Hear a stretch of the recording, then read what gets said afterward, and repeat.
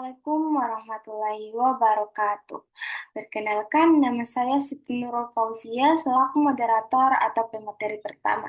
Dan tentunya saya tidak sendiri, saya ditemani oleh rekan saya yaitu Putri Aulia Salsabila Patandra. Adapun materi yang kami akan bawakan yaitu Human Resource System and Practice atau Sistem dan Praktik Sumber Daya Manusia.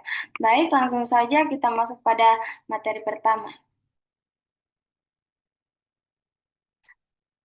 Adapun rekrutmen dan nilainya, di mana rekrutmen ini berarti serangkaian aktivitas untuk menemukan dan menarik kandidat potensial dengan kualifikasi yang dibutuhkan untuk pekerjaan tertentu dalam sebuah perusahaan, baik secara internal maupun eksternal. Yang pertama, ada daya tarik pelamar, di mana daya tarik pelamar ini tergantung pada karakteristik pekerjaan dan organisasi, persepsi kecocokan, kesan perekrut, dan keadilan proses. Yang kedua, ada perekrutan mulai referensi umum. 61% sumber berasal dari jaringan profesional, menawarkan manfaat seperti retensi dan kinerja lebih baik, namun dengan potensi bias. Yang ketiga, ada di mana peran perekrut sangat penting dalam menjangkau talenta awal, menyediakan informasi lengkap, dan menjaga praktik yang adil untuk memastikan penerimaan. Yang keempat, ada juga petinjau pekerjaan yang realistis, membantu memperjelas dan mengelola pelamar, mengurangi tingkat keluar kerja dengan menunjukkan apa yang sebenarnya akan dilakukan di dalam pekerjaan tersebut.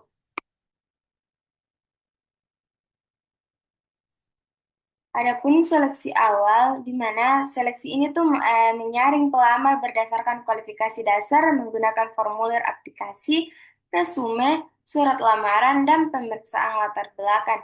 Dan juga hindari pertanyaan ilegal atau tidak relevan. Adapun sistemnya yaitu sistem otomatis ATS, dapat membantu menyaring aplikasi dengan kata kunci dan pembelajaran mesin. Yang kedua ada seleksi substantif, di mana seleksi ini tuh menemukan yang paling memenuhi syarat melalui tes tertulis, kognitif, kepribadian, dan integritas. Adapun simulasi kerja, contoh kerja, pusat asesmen, penilaian situasi, dan wawancara terstruktur. Eh, ada juga tes kognitif di mana tes ini tuh memprediksi dengan baik tetapi dapat menyebabkan dampak yang berbeda. Tes kepribadian berkembang tapi dapat juga berisiko dipalsukan. Simulasi ini menunjukkan validitas lebih tinggi. Pemeriksaan akhir sebelum tawaran kerja termasuk tes narkoba atau kontroversial dan tes medis setelah tawaran terkait pekerjaan. Metode harus terkait pekerjaan dan mematuhi hukum secara ADA dan FCRA. Adapun pelatihan dan pengembangan, di mana pelatihan penting untuk mempertahankan dan mengembangkan keterampilan karyawan dari waktu ke waktu, mendukung modal manusia dan organisasi. Organisasi ini menghabiskan miliaran setiap tahun untuk pelatihan dengan berbagai metode. Yang pertama itu pelatihan di tempat kerja seperti rotasi kerja dan magang, dapat membantu pengalaman langsung, namun juga bisa mengganggu alur kerja. Yang kedua, ada pelatihan di luar tempat kerja. Ini tuh meliputi lokakarya, e-learning, webinar, dan universitas korporat yang menawarkan instruksi formal, sering disertai juga pembelajaran informal. Pelatihan ini itu fokus pada pengembangan keterampilan teknis dan lunak, termasuk kepemimpinan, adaptabilitas, dan etika untuk mempersiapkan karyawan pada perang sekarang dan masa depan. Tujuan utamanya itu adalah mentransfer pengetahuan dan keterampilan ke kinerja kerja nyata.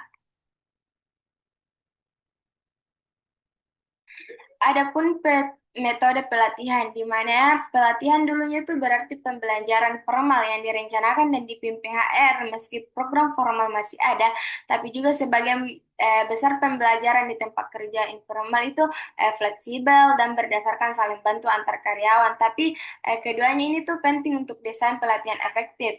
Adapun desain sistem instruksional atau ISD, ini tuh melihat pelatihan sebagai proses formal yang fokus pada peran pelatih dalam membimbing pembelajaran karyawan. Pendekatannya itu ISD umumnya mengikuti prosedur ADDIE, analisis, desain, pengembangan, implementasi, dan evaluasi. apa yang dinilai. Adapun kriterianya itu yang dipilih manajemen sangat mempengaruhi apa yang dilakukan karyawan. Tiga kriteria yang paling populer adalah yang pertama itu hasil tugas individu, di mana hasil yang dapat diukur yang bisa mengecilkan hati jika faktor eksternal mengganggu. Yang kedua, ada juga perilaku, di mana tindakan yang dapat diamati seperti kehadiran atau kerja tim banyak digunakan untuk posisi dengan hasil kolektif.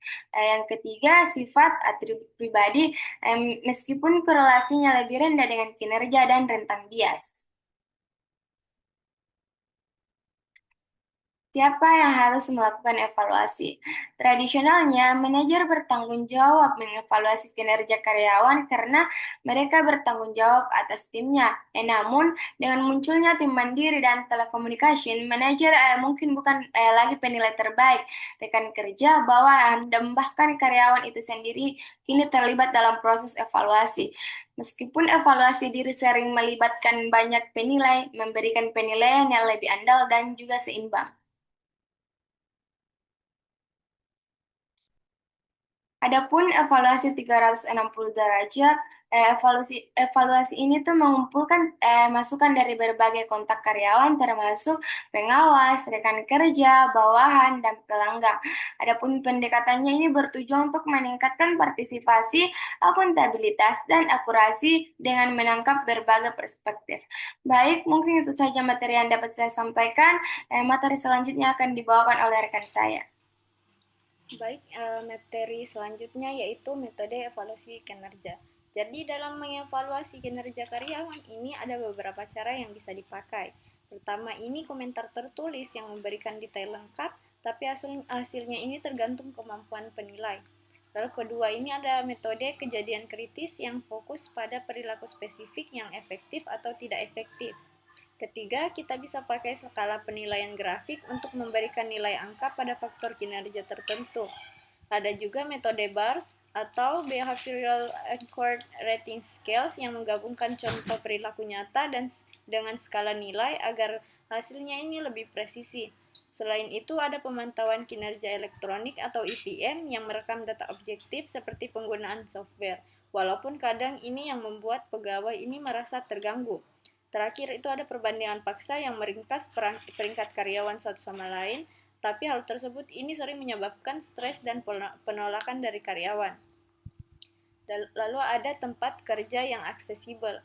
Kita perlu ingat bahwa kebijakan tempat kerja untuk pekerja dengan disabilitas penting dan berbeda di tiap negara.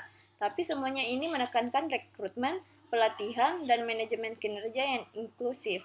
Contohnya itu ADA di Amerika Serikat yang mewajibkan pengusaha memberikan akomodasi yang masuk akal bagi karyawan disabilitas. Jenis disabilitas bisa berupa hilangnya anggota tubuh, gangguan kejang, hingga kondisi mental seperti depresi. Lalu untuk disabilitas fisik ini manajer harus menyesuaikan kebutuhan kerja dengan kemampuan individu dan melakukan akomodasi yang efektif. Sementara untuk disabilitas tersembunyi, pengungkapan informasi ini sangat membantu menciptakan lingkungan kerja yang adil dan mendukung. Lalu ada kebijakan ketenagakerjaan. Jadi kebijakan ketenagakerjaan itu penting untuk memberikan aturan jelas agar suasana kerja itu teratur dan positif. Selain itu, kebijakan ini juga melindungi perusahaan seperti dalam pengelolaan magang tidak bayar yang harus sesuai hukum. Manajer HR yang punya peran besar untuk memastikan kebijakan dipatuhi dan memberikan konsekuensi jika dilanggar. Jadi kebijakan yang dibuat dan ditegakkan dengan baik sangat krusial untuk melindungi semua pihak dan menjaga keharmonisan. Lalu ada Departemen Sumber Daya Manusia. SDM di sini adalah bagian yang mengurus semua hal penting berkaitan dengan karyawan, mulai dari rekrutmen, pelatihan, evaluasi kinerja sampai penanganan masalah. Mereka juga ini yang membuat program manfaat karyawan dan mediasi jika ada konflik. Karena SDM ini mewakili dua pihak, antara karyawan dan perusahaan. Komunikasi harus ini berjalan baik agar program seperti sistem kerja performa tinggi ini bisa berhasil meningkatkan keterlibatan dan produktivitas. Lalu ada studi kasusnya di sini yaitu PHK massal via video message. Jadi kasus PNO Veris ini penting kita pelajari di mana perusahaan ini melakukan PHK massal 800 orang karyawan lewat video singkat tanpa konsultasi terlebih dahulu. Padahal hal tersebut ini melanggar hukum di Inggris. Keputusan mengganti karyawan lama dengan staf agen dari luar negeri dengan upah rendah juga menimbulkan masalah etika dan reputasi perusahaan yang jadi sangat buruk. Apalagi kapal sampai harus berhenti beroperasi karena staf baru tidak familiar prosedur keselamatan. Dari sini kita harus belajar bahwa agar manajemen ini selalu konsultasi dengan HR terutama sebelum pengambilan keputusan besar.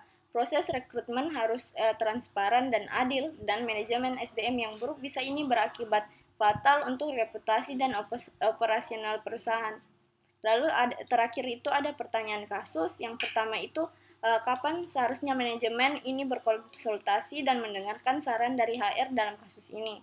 Lalu kedua itu ada pertanyaannya, apa masalah yang mungkin muncul jika perusahaan mengganti pekerja tetap dengan staf agen dari luar negeri dengan upah rendah dibandingkan rekrutmen internal. Pertanyaan terakhir itu ada menyebutkan apa akibat dari pengelolaan SDM yang buruk seperti pada kasus ini bagi perusahaan. Sekian materi dari saya.